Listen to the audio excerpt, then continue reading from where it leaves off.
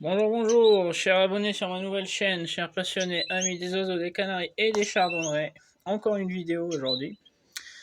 Chaque nouvelle journée, une vidéo, une nouvelle vidéo. Aujourd'hui, cette petite vidéo va cibler sur tous les régimes alimentaires en termes de graines. Rappelez-vous, j'avais fait une série de vidéos, une suite de vidéos, où je parlais de mon programme en boisson pour les chardonnerets. Aujourd'hui, c'est un petit partage des différentes graines que je donne à mes oiseaux, hein. Je vais vous expliquer aussi les périodes de ce régime-là. Moi, j'ai un container spécial. Donc c'est celui-ci. Je prépare je fais mes préparations moi-même. Je les mets là-dedans. Ça protège les graines contre les moisissures. Ça protège les graines contre l'humidité. Donc voilà, j'ai dû payer ça 30 euros et c'est pareil en fait. J'ai aussi pour les perruches parce que j'ai des volières à l'extérieur avec des perroquets et des perruches. C'est pareil, toutes les graines je les mets là-dedans. Je les laisse pas ici, hein, je les laisse pas dans ces sacs-là d'origine. Je fais les proportions, je mixe les proportions et je les mets dans ces containers-là. Et d'ailleurs, dans les fermes, on utilise pas mal ce genre de containers, hein. C'est le meilleur moyen pour protéger ces graines contre les bêtes, contre les insectes de graines et contre l'humidité. Et donc voilà, c'est une petite astuce. Si vous pouvez ou vous avez les moyens d'acheter des containers comme ça, n'hésitez pas, hein. C'est le meilleur moyen pour conserver vos graines à l'abri des problèmes. Donc, dans ce container ici, nous sommes dans la salle d'élevage des canaris et des chardonnerets. Donc, forcément, le mélange il sera adapté à ces deux espèces. Donc, je vais vous montrer un peu à quoi ça correspond. Donc, vous voyez très bien que mon mélange, enfin, c'est le même, hein, je donne aux canaris la même chose qu'aux chardonnerets. Pourquoi je donne aux canaris la même chose que chardonneret? Ça m'évite de faire deux préparations différentes. Et surtout que tous les mélanges canaris industriels, ils contiennent des graines de colza, une graine que je déteste, que les éleveurs détestent aussi. Et ceux qui font de l'élevage en captivité, attention, je ne parle pas au nom de ceux qui font de l'élevage à l'extérieur dans des volières. Les graines de colza, c'est adapté pour l'extérieur, parce que c'est trop gras. En général, les entreprises industrielles de graines, ils mettent ces graines de colza par défaut sur tous les mélanges. Pourquoi? Parce que ça conserve les graines. Ça a un effet en fait répulsif contre les bêtes de graines. Ce qu'on appelle les bêtes de graines, ce sont des petits insectes qui viennent s'installer dans les graines parce qu'ils trouvent leur taux d'humidité et température. Et donc du coup, ils s'y installent et des fois, on trouve même des vers. Donc moi, j'ai eu beaucoup de mettre dans mon ancienne chaîne, j'ai eu beaucoup de commentaires par rapport aux vers de graines. Il y a des abonnés qui trouvaient des graines, des bêtes dans leurs graines. C'est tout à fait normal.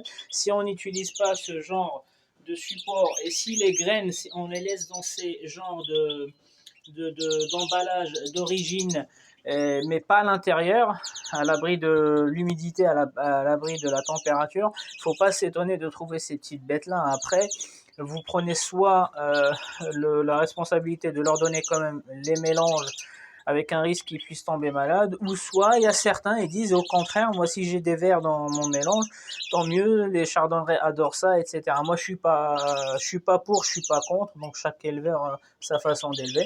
Moi j'aime bien maîtriser les paramètres. Et donc pour moi, des graines où il y a des bêtes ou des asticots, je les donne pas à mes oiseaux, je les fous à la poubelle, même si c'est de l'argent foutu à la poubelle, je les fous à la poubelle et j'en achète d'autres. Donc voilà, vous voyez très bien que ce mélange-là ne contient pas les graines de colza. Donc c'est pour ça que je donne ça à mes canaris. Parce que je ne trouve pas un mélange, même chez Manitoba, le mélange de canaris contient des graines de colza. Mais comme mes oiseaux ils sont dans des cages de 120, je leur donne pas en fait les graines de colza. Et donc du coup, ça c'est le mélange de chez Manitoba. Encore une fois, hein, je ne fais pas de promotion ni pour Manitoba ni pour licence, parce que ça c'est du licence, certains connaissent déjà, hein, c'est pas écrit dessus. Mais je vais vous l'introduire tout à l'heure, je vais vous présenter ces deux. Manitoba, vous trouvez aussi d'autres marques qui font les mélanges de Chardonnay Light. Donc ça, c'est le Manitoba pour ceux qui sont intéressés. C'est du Cardiolini, hein, parce qu'il y a plusieurs types de mélanges de chez Manitoba pour les Chardonnerets. Et vous trouvez 2 ou 3 sortes de graines qui sont gras, pas gras pour les jeunes, etc. Ça, c'est le Manitoba Chardonnay Cardiolini. Donc, il est déjà léger. Et moi, je rajoute aussi 30% d'alpiste dessus et 10% de perles de graines Perilla, pardon. Voilà, donc voici ce que je rajoute. Je rajoute de l'alpiste que vous connaissez tous, plus la Perilla blanche. Donc 10% plus 10% de Perilla, 60% de ce mélange-là et 30% d'alpiste. Et il va vous donner ce mélange-là. Donc c'est le mélange que je donne toute l'année à mes canaris, mes chardonnerets, sauf, je dis bien sauf, pendant la période de reproduction. Donc même pendant la période de préparation à la reproduction, c'est ça que je leur donne. À partir de quand je vais rajouter une ration de ce mélange-là, le licence, c'est écrit nulle part en fait.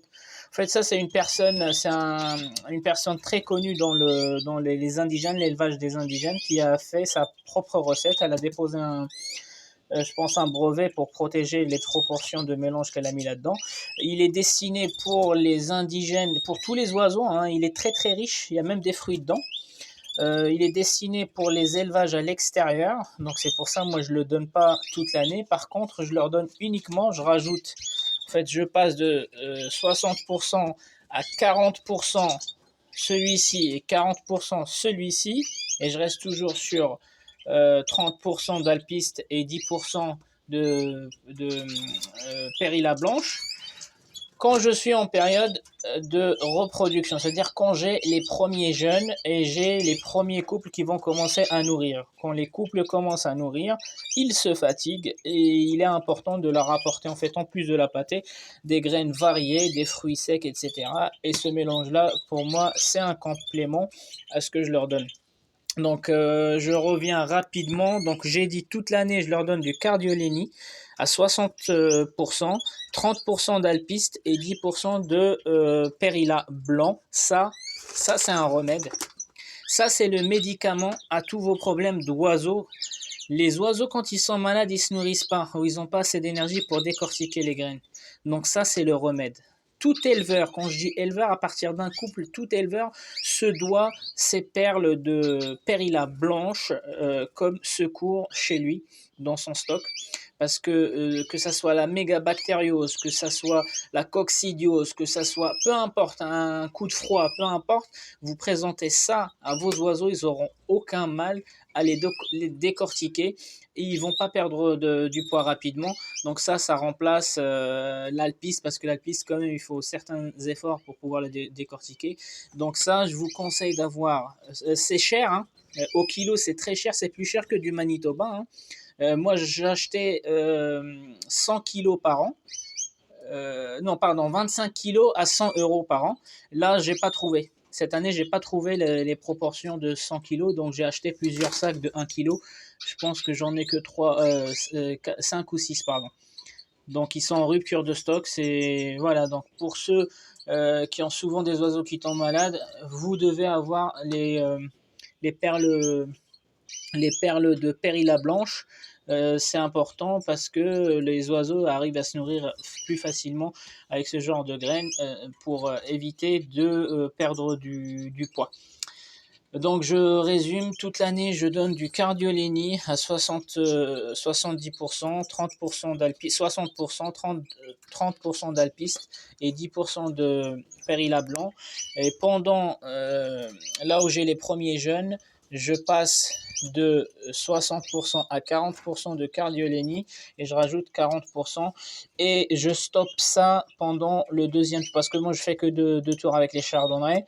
Donc le deuxième tour, je stoppe ça. Je stoppe ce mélange-là dès que mes derniers jeunes, en fait, ne sont plus nourris par les parents.